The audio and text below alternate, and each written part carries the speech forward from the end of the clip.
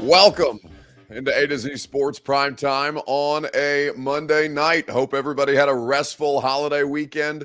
Lovely to have you guys back in here with us for another week. The first week without football, kind of, although there was a mutation running around, a variant, as a matter of fact. We'll get to that later on when Robert Walsh gives us the things that we missed in case you missed it, the very creatively named end of show segment that we have around here these days. We're going to talk cap casualties tonight and looking forward to doing so with you guys. The most important cap casualties that the Titans have on their roster at this point. We'll talk about the ones who make the most sense to cut and the ones who make the most sense to keep. Four in particular names come to mind, and we'll work our way through all of those later on tonight. Before we get started, I need you guys to share this show on Facebook, YouTube, Twitter, and Twitch, wherever it is that you spend your time with us. We'd be grateful to have you participate in the sharing of the show. If you're hanging out on Twitter, please retweet the show. It's in the bottom right-hand corner of your screen. In fact, I'll do it myself right now. If you're on Facebook Live, you can share now to public. That is in the bottom left-hand corner of your screen. YouTube or Twitch, like Hunter Boyd and Mike Conley, you can like the video, you can subscribe to the channel, you can do all of the things that you know you need to do. And if you've already done that, go ahead and tell a friend to do the same. Appreciate you guys coming back in. And as you share the show, more people will continue to join us. We'll go ahead and have a stimulating cap casualty conversation, shall we? Welcome into A to Z Sports Prime Time from the Superbook Sports Studios. I'm your host, Buck Rising, and I'm proud, as always, to be presented to you by Two Rivers Ford. They always sell all new non-specialty Ford vehicles below MSRP. Two Rivers Ford in Mount Juliet or online at tworiversford.com. The Ashton Real Estate Group of RE/MAX Advantage, GaryAshton.com, is where you go for your dream address without the stress. Get the intel edge you need to succeed at GaryAshton.com. Superbook Sports, download the Superbook app today. Wager on the NHL, the NBA, college hoops, and the XFL, as a matter of fact. Get in on the action with your favorite Superbook Sports app. And TrueMav Fitness, who will help you accomplish your workout goals, who will get you ahead of the game. TrueMavFitness.com is where you go for your first workout free as a Middle Tennessee resident. So, as we look at the circumstance for the Titans, over $26 million in the hole, even though they got 16 and change, basically, onto the salary cap, as did all NFL clubs this year. Titans are still about 26 over, and they have a variety of different ways that they can alleviate this cap. There is the Tannehill contract, which comes with dead money both before and after June 1st, although the substantial nature of the savings between pre-June 1 and post-June 1 are enough to make you think about it, right? You save about $18 million if you cut him before June 1st. If you cut him after, you get 27. Taylor Lewan, $14 million and change, straight savings. No dead money left on his deal. He is a cap casualty. Guys like Zach Cunningham. You could even put Derrick Henry in this category if you choose to. Whether the team would do that or not is a different discussion. I think it's entirely more likely that Derrick Henry is a restructure candidate, even as he is 29 years old at this stage of his deal. But there are a variety of different names, different contracts that you can look at with a lot of expiring or final years of deals on this roster right now. So as we look around at the Titans cap situation, well, the natural question to ask first and foremost is which Titans cap casualty is most important to cut. There are four names in particular that I think you can choose from at this point. Hunter Boyd says this offense without Henry is what exactly? Well, this offense with Henry presently was 7 straight losses. So respectfully to Derek, let's not make any assumptions about what this offense is or isn't right now, regardless of personnel. You know what I'm saying? Obviously Derek makes it better. But we can't assume that anybody is safe at this stage. And especially by nature of this offense being what exactly? This offense is nothing at present, in real time. This offense was a wasteland. This offense was a nightmare. This offense was a disaster. And so, you can't tell me this offense is or isn't anything with or without Derrick Henry at this point. Which Titans cap casualty is most important to cut? We'll talk about it together. It's your Two Rivers Ford take. It's presented by Two Rivers Ford. Two Rivers Ford, where they sell all new non-specialty Ford vehicles below MSRP. Go to Two Rivers Ford in Mount Juliet or online at tworiversford.com. So, as you look at the circumstances for the players who we are most going to discuss as cap casualties, the players who I think that you have to start with, the player that you have to start with first and foremost is Taylor Lewan. Taylor Lewan, the nature of his deal, $14.8 million in base salary, zero dead cap charge associated with releasing Taylor right now. They would straight up save $14.841 million if they cut Taylor Lewan. You go then to Bud Dupree, who has the second biggest contract on the books. If they cut Bud Dupree before June 1st, they will save about $9.35 million. There is a $10.85 cap charge, dead cap charge associated with Bud's contract. Now you change that to post June 1st. For Bud Dupree, you can save $15.75 million and only incur a cap charge of $4.45 right now. It's a nifty thing, this post June 1. You look at situations like Robert Woods, who is well compensated on this roster, even if he isn't the highest paid player. He's their most veteran pass catching option. The savings on Robert Woods would be $12.02 million with a dead cap charge of 2.59 at this point. And just for the sake of doing things in an even number, Zach Cunningham on the defensive side of the ball, $8.92 million in savings if you were to release the inside linebacker before the season began. So of those four in particular, who do you think is the one that they absolutely have to cut? Jerome says Woods will look better this season after surgery. What does he have surgery on? He had an AC. There's no injury. He played. In fact, I think Robert Woods was one of the few Titans to play in all 17 games last year. There was no surgery associated with Robert Woods. There was no injury associated with Robert Woods. I'm not sure what you're referencing there, Jerome. Joe Moreland says Dupree and Lewan put you back in the black. Already in Woods. I don't know what that means, but perhaps that's a reference to Robert Woods' production. I don't know, but already in Woods, and the team is looking decent going into free agency. Jake Barr says Lewan and Woods, the first two to go day one. So I think that this is an interesting conversation. The cleanest deal, though, the one that we've talked about the most, and the one that I expect to be first on the list, is Taylor Lewan. Taylor Lewan, who knows this is coming, who has been talking about this on the horizon for quite some time. It's just a matter of when they actually release him. I had Taylor on the radio show, not this past Friday, maybe the Friday previous. Either way, Taylor was on the radio show at some point during Super Bowl week, and I was asking him about the idea that he was out there doing a lot of media and very much enjoying the media side of things, the dark side of things, as we like to call it. But it was cool. I had a conversation with PFF. That was my first conversation. I told them that they're not a liable source of being able to rate players. It makes zero sense to me. They gave me their case, and I think it was a very constructive and good conversation. However, I don't know how much I believe them after the conversation.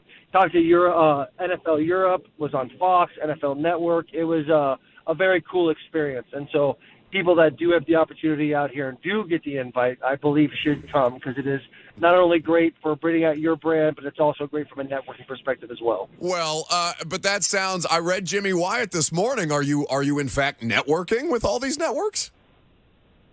There are conversations being had, Buck. There are conversations being had on both sides of the fence. I had that conversation with Jim last night, and as I do on this show right now, I was talking this way where I kind of just keep saying things, and it's like, what am I actually saying? I really don't even know what I'm saying right now. So Jim is an incredible individual. He was a beat writer when I first got to the Tennessee Titans and has found himself a nice job with the Tennessee Titans. I think he does a phenomenal job. I have not read the article yet. I am not retiring from the NFL.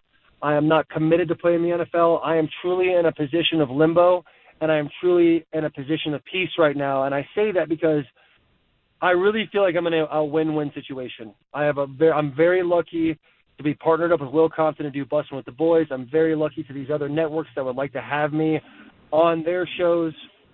But also, the only reason why I've had these opportunities is because of football, and I absolutely love football. And I told Jim, I don't know if he wrote this in the article, if I choose to play football next year, if I decide that I'm going to play in the NFL again, I'm going to give it 100% because there is no in and out, especially when you play offensive line. If you play offensive line and you're half in, half out, you look like a damn fool, and you can get exposed very easily. I take so much pride in the career that I've been able. All right, so he goes on at some length. He's a talker. God love him.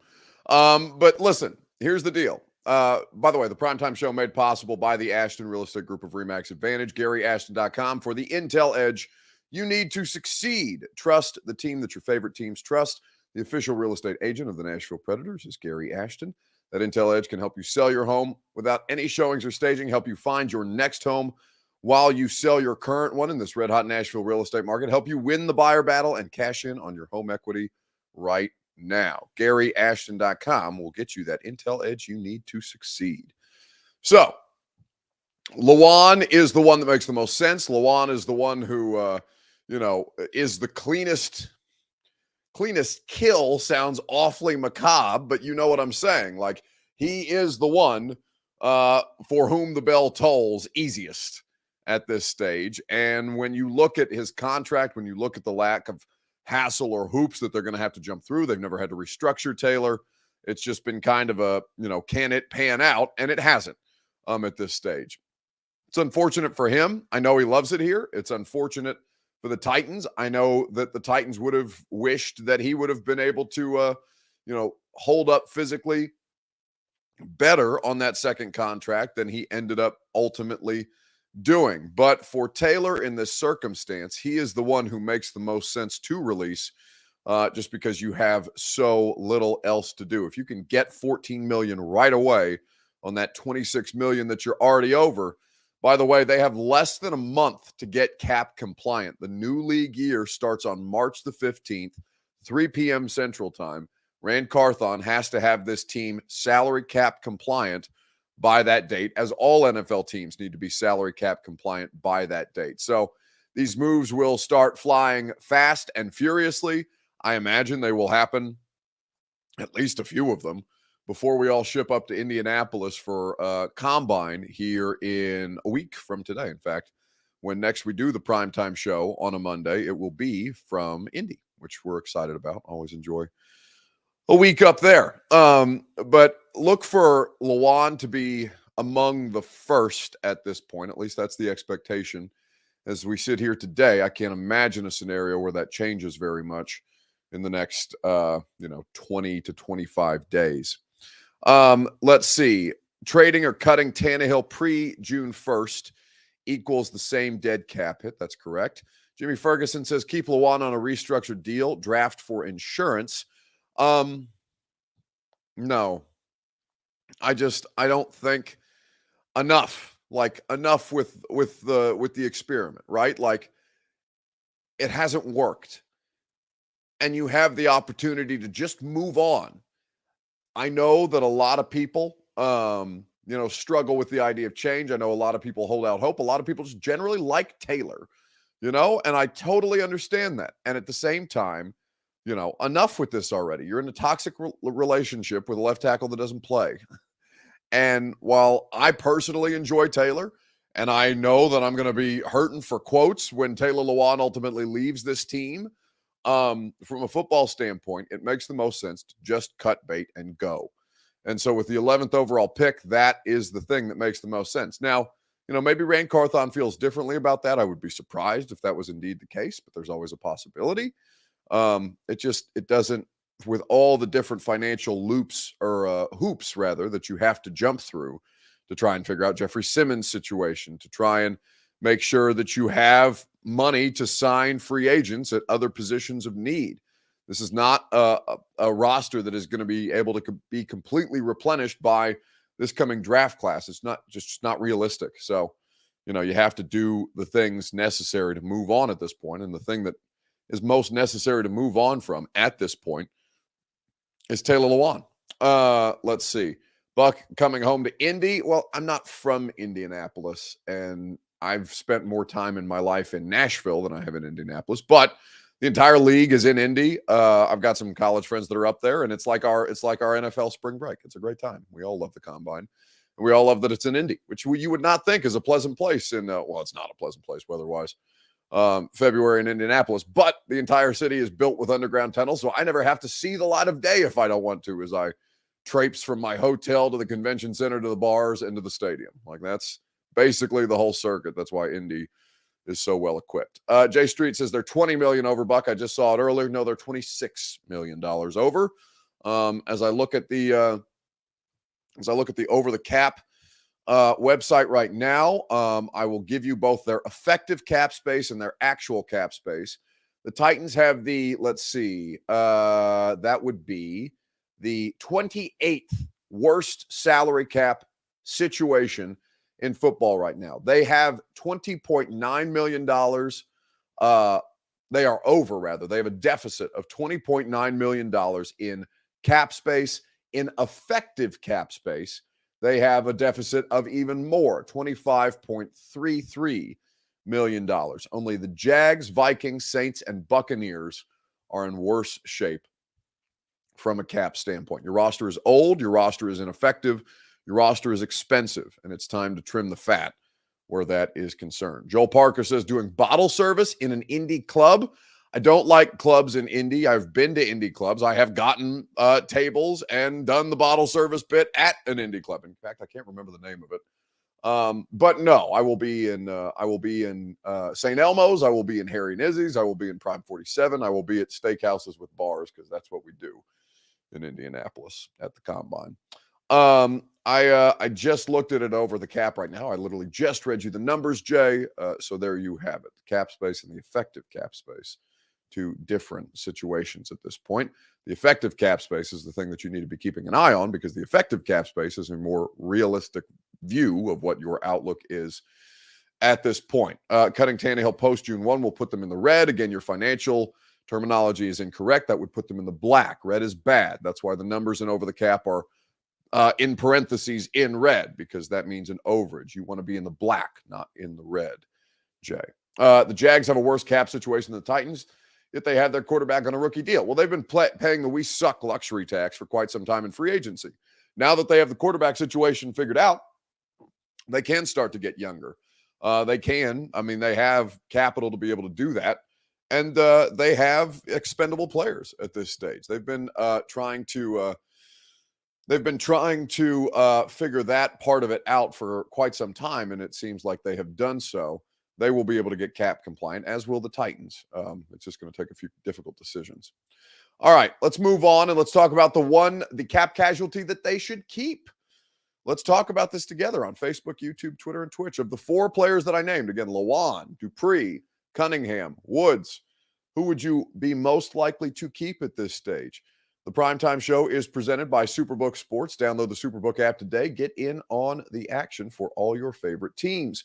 March Madness right around the corner. It's going to be electric. Superbook Sports is there for you to match your first bet up to $1,000, win or lose, and also to get you the odds boost and promo bets that will keep you coming back for more. Not just college basketball, the NBA, the NHL, both off their all-star breaks and ready for the second half of the season. Baseball right around the corner, as we mentioned, the XFL.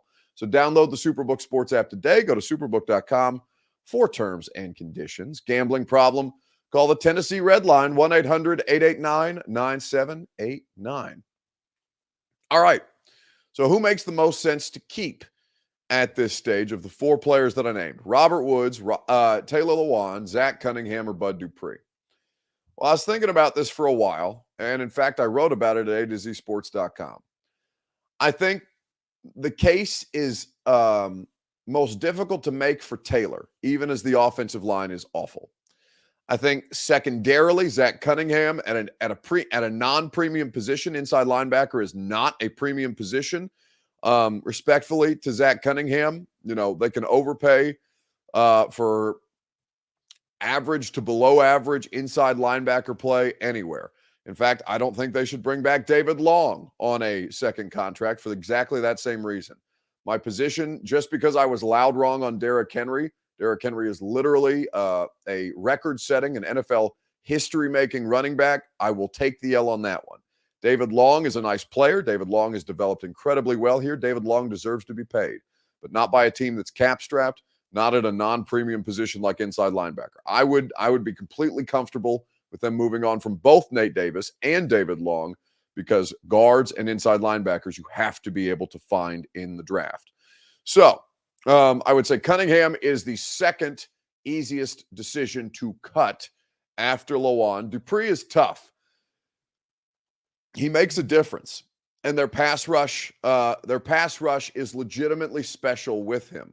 One would assume that Harold Landry will be back and as close to right as humanly possible by the time training camp begins.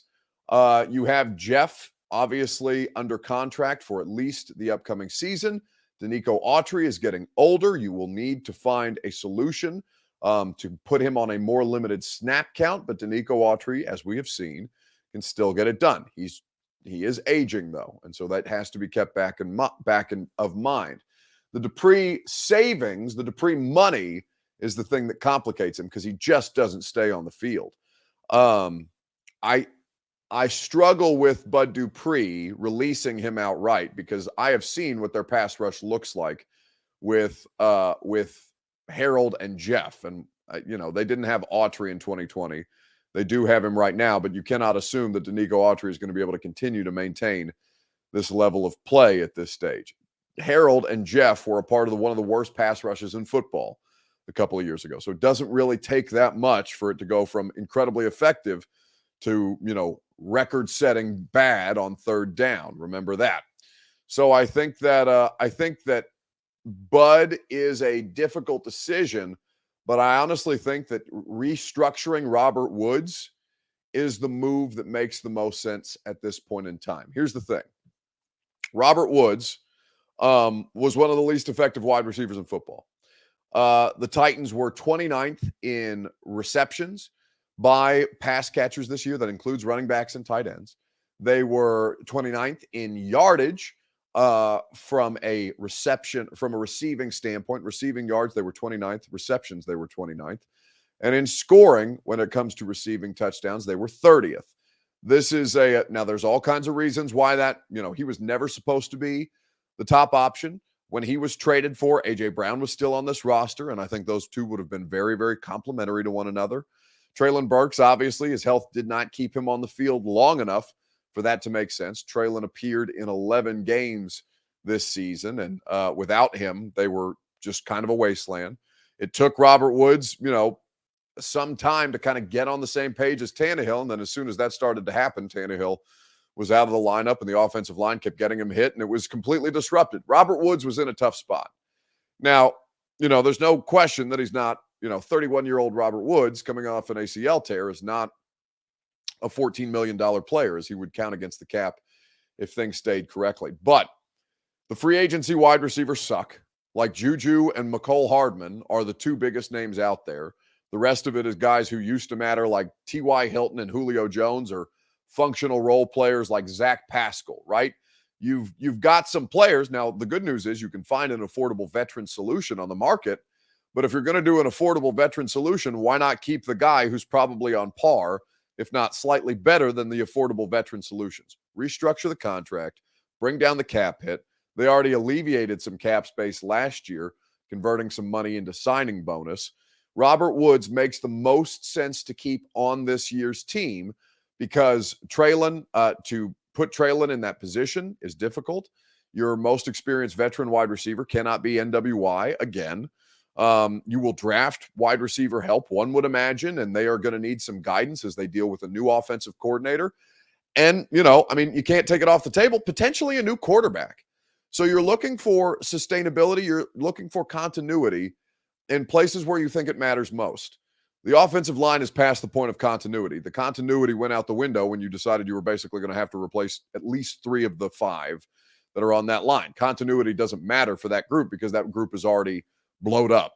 The wide receivers, though, I think you can at least keep Woods as an affordable veteran option. And if you can make him a 2 to a high-end 3 within this offense, you have Kyle Phillips, who potentially you'll get more out of this year. Who's to say? We'll see what happens with Treylon Burks and a rookie, at least one at the wide receiver or tight end position, who will come in and be a part of this new skill position group. So I think of the 4 names, Robert Woods is the one who makes the most sense. Eric Alonso says, I thought T. Higgins was a free agent. I did not see T. Higgins on my list. Can I double check? T. Higgins is not, according to SpotTrack.com, an unrestricted free agent in 2023. I have a full list of players here. It is very long, so I will not read them all to you. But I see Richie James. I see Jake Kumaro, Rashard Higgins, Marquise Goodwin, who is still in the league at 32. God bless him.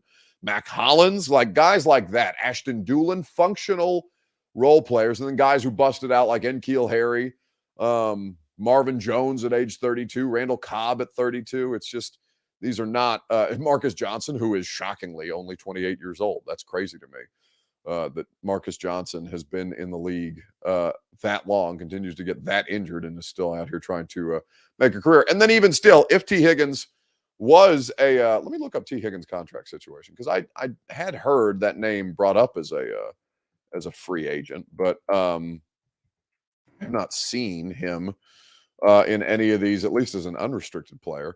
So he's under contract for 2023. He's on his rookie deal in 2023. So you would have to acquire T. Higgins via trade. Now, T. Higgins will get paid. And like last offseason, you saw teams who weren't interested in overpaying a wide receiver. A.J. Brown got moved. Tyreek Hill got moved. Devontae Adams got moved. Like, that's possible. But then, you have to come up with the money to pay T. Higgins and the draft capital to acquire T. Higgins.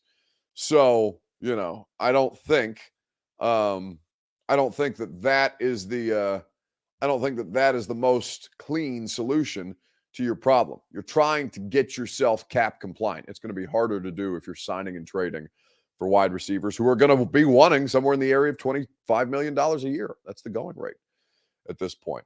Dion says we need to re-sign Nate Davis and keep that right side intact. If Ben Jones decides to come back for another season, that buys us some time at center.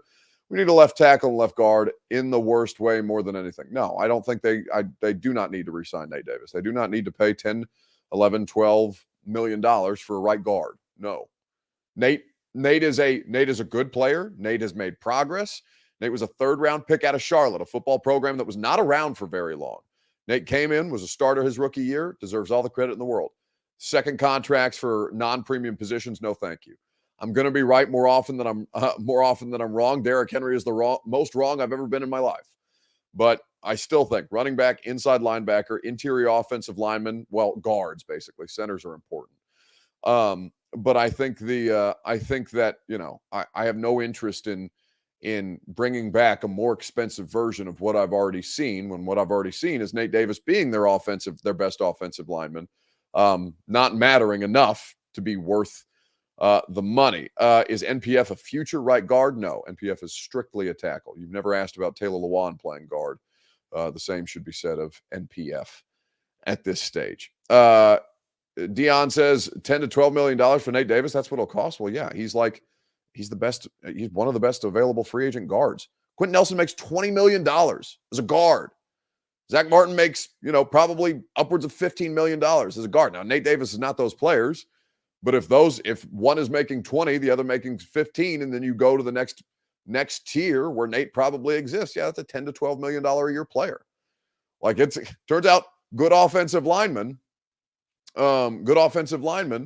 don't come around that often. And when they do, they get paid. Now, a lot of times those deals don't necessarily work out. Brandon Scherf was one that did for the Jags this year. I thought that was a nice acquisition. But again, those dudes don't come available very often. And if I recall, I think Scherf was an unrestricted free agent. I don't think that was a trade acquisition from Washington. Joel Parker says Nelson's contract already looking bad. That's what I'm saying. And Quentin Nelson is a generational player. Quentin Nelson deserved to reset the market at his position. I just don't think $20 million with a guard is worth, the kind of capital that they need to be investing in financially right now. Now, I think that Eddie does bring up a good point. Guards are more important. Well, they're not more important than tackles. Guards are more important considering the premier pass rushers in the league right now are defensive tackles. Well, that's just simply not true. They have one. Aaron Donald is the premier interior pass rusher in the league. You probably put Chris Jones at that spot. I think that Jeff is ballpark in that conversation right now. But then beyond that, I mean, who are you talking about interior rush? Now, if you have guys that can rush the passer from the inside, those are great. Christian Wilkins, Dexter Lawrence, those guys are good, but those are not the best pass rushers in the league. The best pass rushers in the league play on the edge. They're TJ Watt. They're, number 7 for the damn Philadelphia Eagles is going to drive me crazy. Thinking about his name. There's a variety of different interior matters, yes, because if you can get pressure from the inside, it's the fastest way to the quarterback. But that's not, I mean, the best pass rushers don't play on the inside. Some of them can, but more importantly, Reddick, Hassan Reddick. Thank you. I appreciate you guys catching me up on that. All right. So Woods, I think, makes the most sense to keep.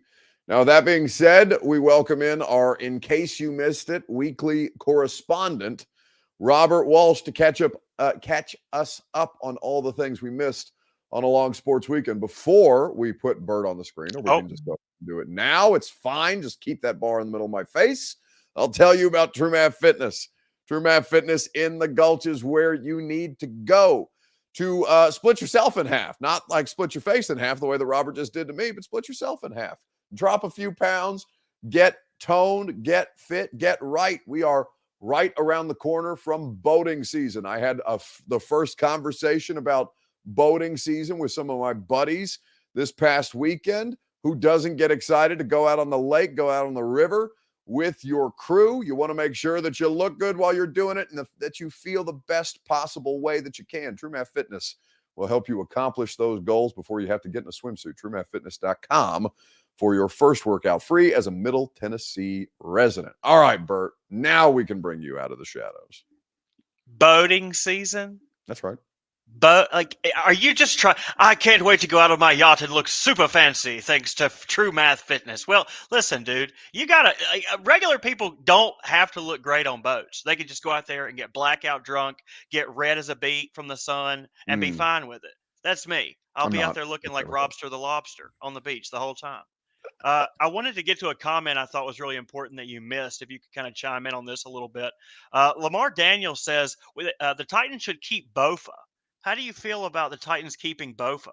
Well, I feel largely the way that Lamar feels, and that Lamar needs to keep both of these nuts as well. I think that probably makes the most sense right now. Now, I don't know whether that would be considered a cap casualty. I may need to take that up. That's a different kind of casualty, and that has more lasting implications, one would imagine. In fact, as I look at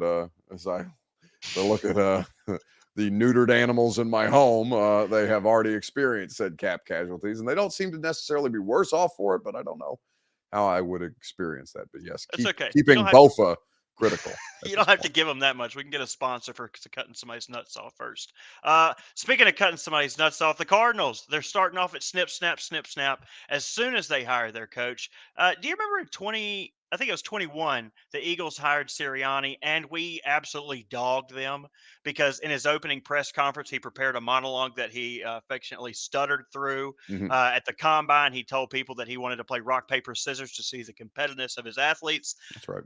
I think this cat's got him topped. Let's go, man. Let's go. Can't wait, man. Can't wait. I was talking about you, bro. Everything I said. Let's go.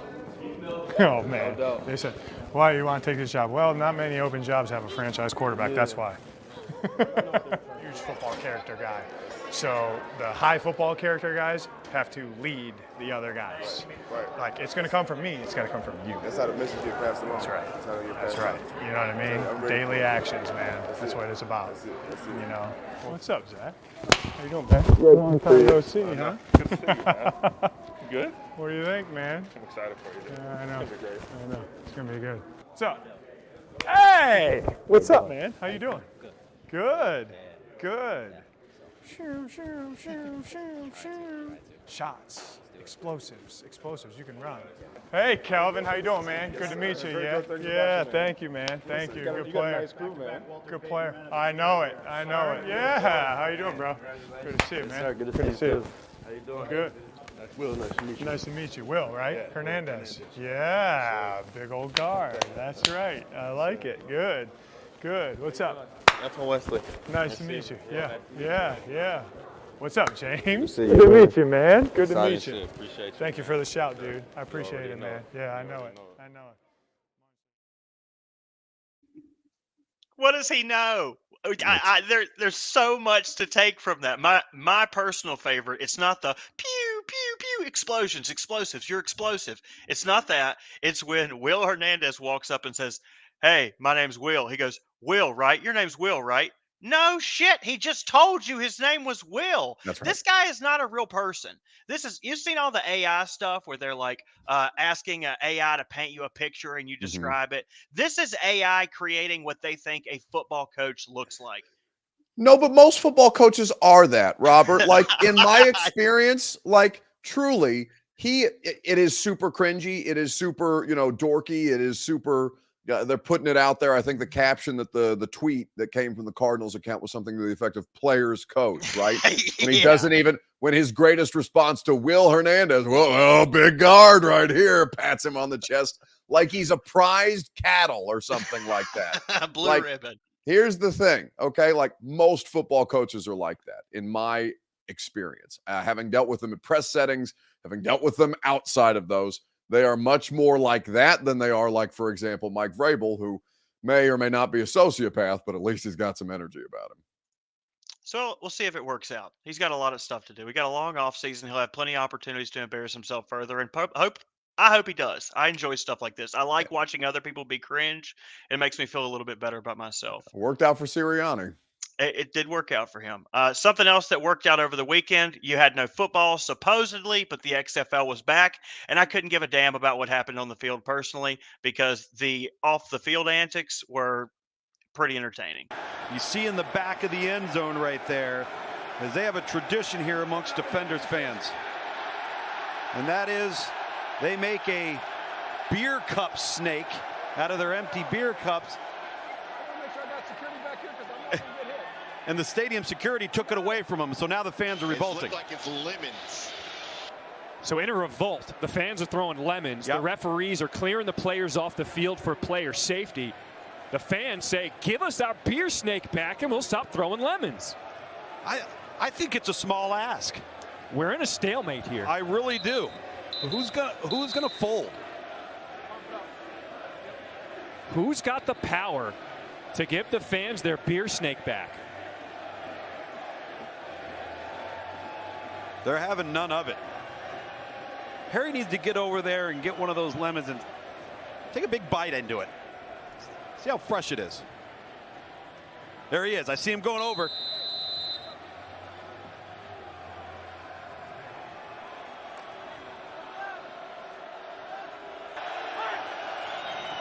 Third and 16. Here comes the pressure. Intercepted. Michael Joseph with the pick six and the flips.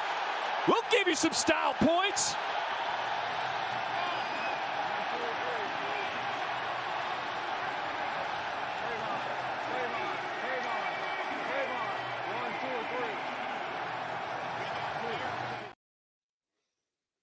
I love everything about that.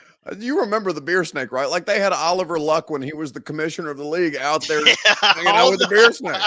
You know what I'm saying? Give them the beer snake. We can make a plan as a community. We just need to rethink this. Next time, you can make another beer snake. Like it's not a feasible way you can't get more cups and create another beer snake. But I love everything about that. I love the fact that when they score touchdowns, everyone throws their entire drink into the air. Yep. They are making so much at the concession stand, Buck. There's no way the XFL can fail if they have to get all these people drunk and they have to throw the ball every time there's a score.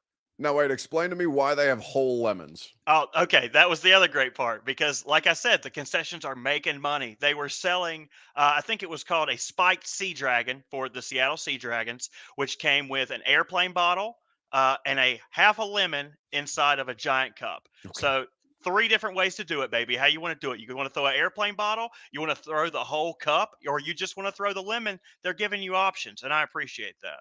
I do as well, except, largely fruit like that would often turn into projectiles in some form or fashion, which turns out exactly what happened in the XFL. Give the people their beer snake or they will throw lemons at your head. That's basically the moral lesson from the first week of the XFL. I didn't watch a snap. I didn't watch a single snap. That's as much XFL as I've watched this entire weekend. And I think, honestly, because I know you and Lucas are probably going to start peppering me on the radio show with XFL stuff, I'm going to be agnostic. I have no interest in spring football whatsoever. Boo, Nope, boo. Can I not give for you a me. fun fact? Can I give you a fun fact? I gave it on the radio show today while you were off playing tiddlywinks or whatever the hell you do when you have time off. And literally, I don't know what to do with myself. Lucas knows how much I hate off days. I was in my house all day going insane. Well, I'm glad you were going insane because we were talking about Paxton Lynch, first-round quarterback out of Memphis. He has set a record, Buck. He has now been benched in the NFL, the CFL, the USFL, the XFL, the Arena Football League. No. He has been benched in every league he has played in professionally. Never benched in college, but God, I wish he was because that is an incredible record. Good for him.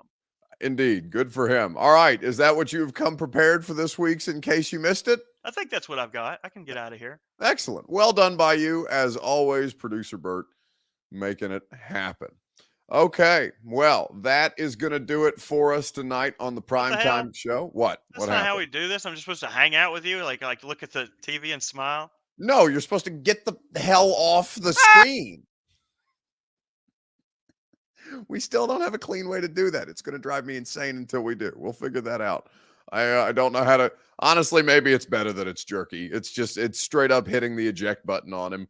I don't know if we need to make it more seamless than that. Regardless, thank you guys as always for spending your time with us. Thank you to producer Robert for making the show possible. We are back at it on the radio show. I'm back off of the mini vacation weekend. I went insane sitting in my house, basically talking to the cats and the plants in my home. It's what I imagine my retirement's going to be like. I'm just going to be yammering at things, inanimate objects at my house. That's what I imagine the future holds for me. But in the meantime, I'll be yammering at an inanimate object in a radio studio from 10 to 1 on 104.5 The Zone. You can come hang out with us, with Robert, with Lucas, with Mike Giardi of the NFL Network. And a great time will be had by all. If I don't catch you on radio, we are back tomorrow night at 8 p.m. Central Time or thereabouts for the Primetime Show. See you guys. Are you surprised to hear that? Certainly not. The first year we took it to the limit. And I was in Miami with my new beach house. Well, it was a couple minutes from the beach. It's been 20 years since then. We haven't been too strong in the last few years. Oh, we've been strong. We're just playing by the rules. You can't have a newcomer come in and steal a show.